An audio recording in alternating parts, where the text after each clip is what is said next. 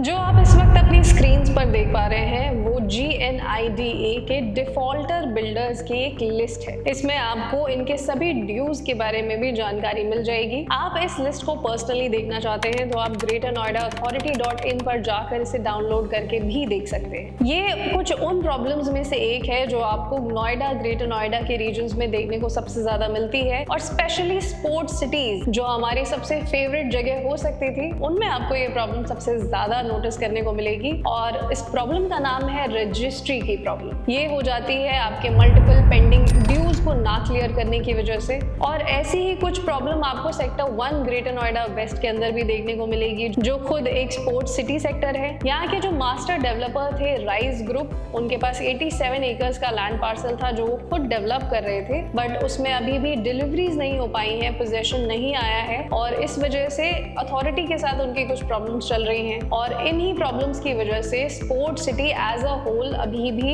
Lag कर रहा है डेवलपमेंट के मामले में। और कुछ इन इश्यूज की वजह से यहाँ सेक्टर 1 में लोकेटेड और भी डेवलपर्स को प्रॉब्लम्स फेस करनी पड़ती हैं रजिस्ट्री को लेकर के। हालांकि ये रजिस्ट्री का इशू आज भी बायर्स को रिपेल नहीं कर पा रहा है। ऑक्यूपेंसी यहाँ पर लगभग 80 to 90% ही चल रही है। यहाँ पर जितने फ्लैट्स सोसाइटीज आई, लॉन्च हुई, वो बिल्कुल अब मार्केट से गायब हो चुकी हैं। यहाँ पर आपको ऑक्यूपेंसी में भी कमी देखने को नहीं मिलेगी। कई बायर्स ने इस रजिस्ट्री के इशू को पॉजिटिवली लिया और इस रीजन में लोकेटेड सभी वैल्यू फॉर मनी डील्स पर ज्यादा फोकस किया, क्योंकि शायद उन्हें भरोसा था कि ये रजिस्ट्री इश्यूज ज्यादा दिन तक नहीं चलेंगे और आगे चल करके उन्हें अपने फ्लैट्स की रजिस्ट्री इजीली मिल जाएगी। और धीरे धीरे ऐसा होता हुआ अब दिख भी रहा है। सो अब इसी बेसिस पे हम आज का रिव्यू करेंगे। Hello and welcome to the Nest Story Originals. Today we are reviewing one of the most value for money deals located at Sector 1 Greater Noida West called Apex Alphabet. हमने पहले भी इस project को review किया हुआ है और ये आप सभी के लिए एक बहुत ही अच्छा कंस्ट्रक्शन अपडेट हो सकता है। सो जो भी बायर्स और ऑडियंसेस इस प्रोजेक्ट में इंटरेस्टेड हैं, जिन्हें सेक्टर 1 की लोकेलिटी पसंद है, वो एपेक्स अल्फाबेट की इस वीडियो को जरूर देखें।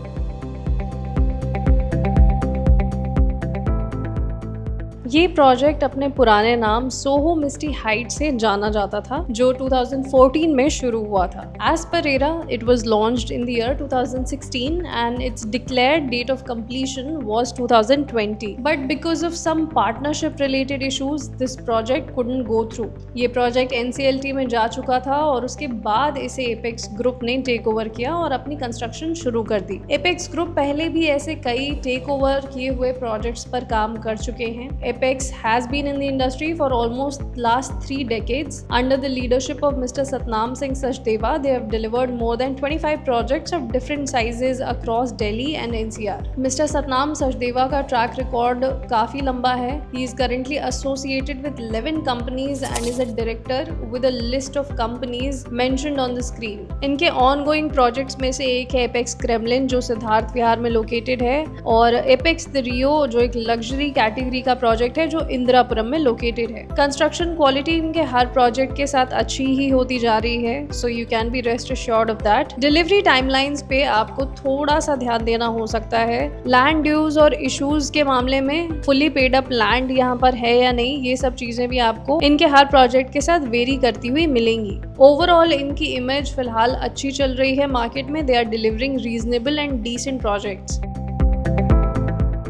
इस प्रोजेक्ट की लोकेशन है sector 1 sport city greater Noida west, जो एक लोएस्ट डेंसिटी लोकेशन में काउंट किया जाता है। ये पूरा एरिया अपने लो FAR के लिए बहुत फेमस है। राइज रिजॉर्ट्स और गौर के मलबरी मैंशंस की वजह से यहाँ पर लो राइज कंस्ट्रक्शन इस एरिया को एक अच्छा लुक एंड फील देती है। इस पूरे सेक्टर के बारे में हमने इन डेप्थ अपने कई वीडियोस में बात की है। Unlike many projects that say that they are 3 side open plots, this one actually is. ये प्रोजेक्ट 270 डिग्री व्यूज एंजॉय करता है। इसके ठीक पीछे राइज विलास की लो राइज कंस्ट्रक्शन है, जो हमेशा ऐसे ही रहने वाली है, यानी अनऑब्स्ट्रक्टेड व्यूज आपको यहाँ से हमेशा मिलेंगे। बिल्कुल ठीक सामने 60 मीटर वाइड रोड की ओपननेस आपको मिलती है और ये पूरी 100% माइवन कंस्ट्रक्शन पर बेस्ड सोसाइटी है। सेंट्रल नोएडा से भी यहाँ की कनेक्टिविटी अच्छी है। सेक्टर 79 से इस प्रोजेक्ट की डिस्टेंस है लगभग 8.3 किलोमीटर। सेक्टर 76 और 51 मेट्रो स्टेशन आपको 8.5 किलोमीटर्स के रेडियस के अंदर मिल जाते हैं। नियरेस्ट हॉस्पिटल इज यथार्थ hospital at a distance of approximately 2.5 kilometres. Sector 52 metro station यहाँ से लगभग 11.2 किलोमीटर्स पर बेस्ड है। मल्टीपल स्कूल्स और लोकल मार्केट्स नजदीक पड़ते हैं। ऑल्दो जिन लोगों को सिटी के अंदर ज्यादा शोर और ट्रैफिक नहीं चाहिए पर मेजर चेक पॉइंट से कनेक्टेड भी रहना है, उनके लिए सेक्टर 1 एक अच्छी जगह है। 3.7 एकर्स के अंदर 5 टावर्स बन रहे हैं, A, B, C, D और E। टोटल 550 अपार्टमेंट्स होंगे पूरी सोसाइटी में, which averages to 148 यूनिट्स पर एकड़, which makes it a mid density project। Phase 1 में A और B टावर्स हैं और फेज 2 में C, D और E टावर्स हैं। पूरी सोसाइटी पोडियम बेस्ड स्ट्रक्चर पर है, यानी यहाँ पर नॉन व्हीकलर जोन होगा जो बच्चों के खेलने के लिए काफी सेफ होगा। क्लब हाउस के अंदर फाइन डाइनिंग रेस्टोरेंट बनाया जा रहा है और भी मल्टीपल अमेनिटीज दी जाएंगी। Corner towers A, B, D और E के अंदर 3 और 3+1 BHK की कैटेगरीज हैं और यहाँ पर 5 फ्लैट्स होंगे हर एक फ्लोर पर और 2 लिफ्ट्स होंगी, which gives you 65 units for each lift. Tower C इनका आइकॉनिक टावर है जिसके अंदर 2 ही यूनिट्स होंगे हर एक फ्लोर पे और 2 लिफ्ट्स होंगी। यहाँ पर सबसे बड़ा साइज है इस पूरी सोसाइटी का 3070 स्क्वायर फीट का और इस पूरे टावर में सिर्फ 48 यूनिट्स ही प्लान्ड है। अगर आपको और भी बड़े साइजेस चाहिए तो ड्यूप्लेक्सेस और पेंट हाउसेस भी अवेलेबल मिलेंगे आपको इस सोसाइटी में। क्लब हाउस का एरिया है 15,000 स्क्वायर फीट का और फ्यूचरिस्टिक एमेनिटीज के साथ डेवलप किया जा रहा है। डेडिकेटेड ग्रीन स्पेस दिया जा रहा है और 2 लेवल्स की पार्किंग रखी जाएगी स्टिल्ट और बेसमेंट में।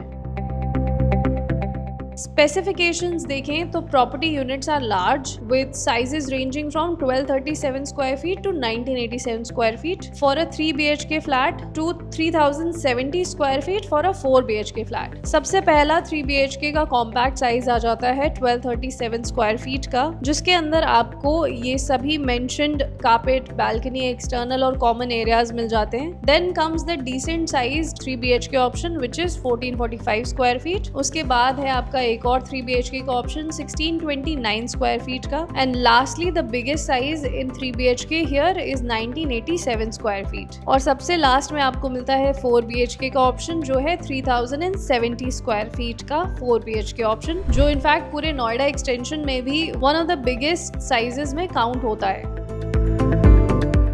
एपेक्स अल्फाबेट के फ्लोर प्लान्स पूरे रीजन में काफी रीजनेबल हैं। 3 साइड ओपन प्लॉट होने की वजह से लगभग हर यूनिट में सनलाइट और वेंटिलेशन का स्कोप है। कॉम्पैक्ट 3 BHK में 1237 स्क्वायर फीट का साइज एक अट्रैक्टिव साइज है। ये फर्स्ट टाइम होम बायर्स के लिए काफी अच्छा हो सकता है। यूजुअली नोएडा एक्सटेंशन में इसी साइज ब्रैकेट या इससे कम में ही कॉम्पैक्ट 3 BHK शुरू होते हैं। एपेक्स के लेआउट्स बहुत ही रीजनेबल हैं और लोडिंग इन्होंने इंडस्ट्री स्टैंडर्ड्स के हिसाब से कम ही रखी है। 12x10 का मास्टर बेडरूम और 16x11 का लिविंग एरिया अच्छा स्पेस है। 5 मीटर वाइड बालकनीज के साथ भी अच्छा स्पेस यूटिलाइजेशन किया गया है। कुछ कंप्लेंट्स बस किचन एरिया को लेकर आ सकती हैं, अदरवाइज सभी रूम्स एम्पल स्पेस आपको प्रोवाइड करते हैं। सबसे इम्प्रेसिव इनके 4 BHK यूनिट्स हैं जो एक्सटेंशन के ऑलमोस्ट सबसे बड़े साइजेस में से एक है। 3070 स्क्वायर फीट में टेरेस एरिया के साथ बाकी सभी रूम्स में काफी अच्छा स्पेस डिस्ट्रीब्यूशन देखने को मिल रहा है। सर्वेंट क्वार्टर्स के लिए भी यहाँ स्कोप है जो किचन एरिया से कनेक्टेड होगा। इस वक्त जो यहाँ प्राइसिंग चल रही है वो है 9200 रुपीज पर स्क्वायर फीट से लेकर 9600 पर स्क्वायर फीट तक। अगर आप इस प्रोजेक्ट का कंपैरिजन आसपास के प्रोजेक्ट से करते हैं तो सबसे पहले CRC माइस्ट्रा एक नया लॉन्च है, बट उससे ये कंपैरिजन एक वाइज चॉइस नहीं होगी क्योंकि वो एक रिसेंटली लॉन्च्ड नया प्रोजेक्ट है। ये बिल्कुल ऑलमोस्ट डिलीवर्ड प्रोजेक्ट है। सो अगर आप इसे CRC सब्लिमिस से कंपेयर करेंगे तो CRC सब्लिमिस पूरी तरीके से माइवन नहीं है। इंटरनल ब्रिक्स यूज किए गए हैं वहां पर बनाया अच्छा गया है, फिनिशिंग अच्छी है उस प्रोजेक्ट की। कैपिटल एथेना में स्वामी फंडिंग के थ्रू कंप्लीशन किया जा रहा है। ATS रैप्सोडी भी धीरे धीरे कंप्लीशन की तरफ बढ़ रही है। आयरिश पर्ल अच्छा बना हुआ है, बालकनीज वाइड है इस प्रोजेक्ट में, पार्क भी अच्छा बना हुआ है, पर प्लॉट साइज थोड़ा छोटा है, सो ये कुछ बायर्स को नेगेटिव लग सकता है। देव साई स्पोर्ट्स होम एक ब्रिक बेस्ड प्रॉपर्टी है, 2.5 एकर्स में 4 टावर्स हैं और एक बेसिक सा पार्क बनाया हुआ है वहाँ पर। फ्लैट्स वहाँ पर उन्होंने फोकस किया है बड़े साइजेस का देने के लिए। इस प्राइस ब्रैकेट में आज की डेट में ग्रेटर नोएडा वेस्ट के अंदर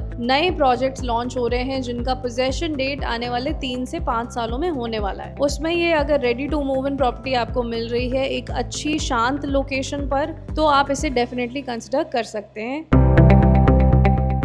इस प्रोजेक्ट के लिए डीम्ड ओसी आ गई है। फिलहाल ए एंड बी टावर्स का पोजीशन हो गया है, हैंडओवर भी कर दिया गया है लगभग 6 महीने पहले। टावर डी के अंदर फिट आउट्स चले गए हैं, टावर सी और ई के अंदर फिट आउट्स जाने बाकी हैं जो अगले 2 महीने में लग जाने वाले हैं। अगर आपने इस प्रोजेक्ट को आते जाते कभी देखा है, नोटिस किया है, then you might have noticed that it's looking quite attractive from outside. Tower D की ओसी अभी आनी है और विद इन अ मंथ ये भी आ जाना चाहिए पॉजिटिवली। जैसे ही ओसी आती है आपको इस प्रोजेक्ट के अंदर टावर डी में फैमिलीज दिखने शुरू हो जाएंगी। सी एंड ई के लिए भी ये सेम प्रोसेस होना है, बट उसमें 2 महीने का टाइम लगने वाला है। रेरा के साथ हर एक प्रोजेक्ट में 6 मंथ्स का मिनिमम ग्रेस पीरियड दिया जाता है और फिलहाल ये उस ग्रेस पीरियड से थोड़ा सा आगे चल रहे हैं। सो यहाँ पर आपको एक डिले देखने को मिलेगा, बट प्रोजेक्ट का एक बेसिक स्ट्रक्चर आपको रेडी मिलेगा। एज पर रेरा जुलाई 2024 तक इस पूरे प्रोजेक्ट को कंप्लीट कर देना था, but things seem to be moving in the positive direction also. Tower C और डी के साथ क्लब हाउस भी आपको रेडी मिल जाएगा। फॉल सीलिंग का काम चल रहा है इस वक्त वहाँ पर। ओवरऑल प्रेडिक्शन ये है कि मार्च 2025 तक सारे टावर्स हैंडओवर कर दिए जाएंगे। फिलहाल जो सोसाइटी के अंदर कंस्ट्रक्शन चल रही है वो है टावर सी के अंदर, जिसमें स्ट्रक्चर कंप्लीट है और फिनिशिंग का काम चल रहा है, लिफ्ट इंस्टॉलेशन का काम चल रहा है और टावर ई में भी सिमिलरली लिफ्ट इंस्टॉलेशन का काम चल रहा है। ग्रीन एरिया को डेवलप कर दिया गया है, लैंडस्केपिंग हो चुकी है। पूल भी अगले ही सीजन में, जैसे ही सीजन आएगा तभी एक्टिव कर दिया जाएगा। एपेक्स अल्फाबेट में डेवलपर्स ने लैंडस्केपिंग अच्छी करी हुई है। अगर आप इनके सबसे नज़दीकी प्लॉट को देखें तो वहाँ पर एपेक्स गोल्फ एवेन्यू का प्रोजेक्ट है। Apex golf Avenue mister Batra का प्रोजेक्ट है और apex alphabet mister Satnam ji का प्रोजेक्ट है। सो ये दोनों ही अलग अलग ओनर्स हैं जो अपने अलग अलग प्रोजेक्ट्स पर काम कर रहे हैं। एपेक्स गोल्फ एवेन्यू से अगर डायरेक्टली कंपेयर किया जाए तो एलिवेशन दोनों की काफ़ी अच्छी है और पार्क्स भी दोनों के अच्छे बने हुए हैं, लैंडस्केपिंग अच्छी है।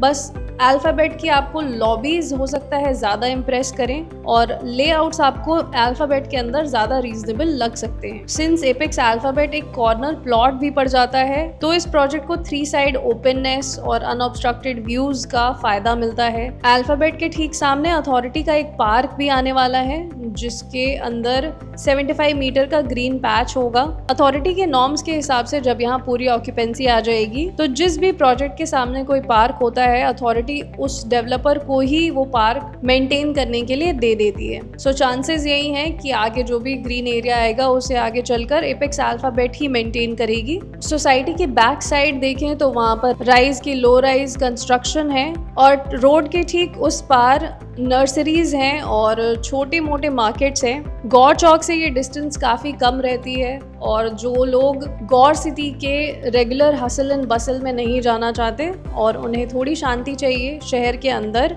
अपने घर, अगर वो बिना किसी ट्रैफिक सिचुएशन में बैडली फंसते हुए नहीं पहुंचना चाहते तो उनके लिए apex alphabet can be the right choice. तो कैसा लगा आपको ये प्रोजेक्ट एज अ होल? अभी फिलहाल यहाँ पर थोड़े डिलेज तो चल रहे हैं बट चीज़ें पॉजिटिव डायरेक्शन में मूव करती हुई लग रही हैं। आपका क्या ख्याल है? क्या आपने भी एपेक्स अल्फाबेट विजिट किया है? आपको यहाँ के लेआउट्स कैसे लगते हैं? एंड एज अ होल आपका क्या ओपिनियन है एपेक्स अल्फाबेट को लेकर के? Please tell us in the comment section below. Meanwhile, thank you so much for tuning into the next story. This is Diksha Singh signing off. I'll see you in the next videos very soon. Namaste. Take care.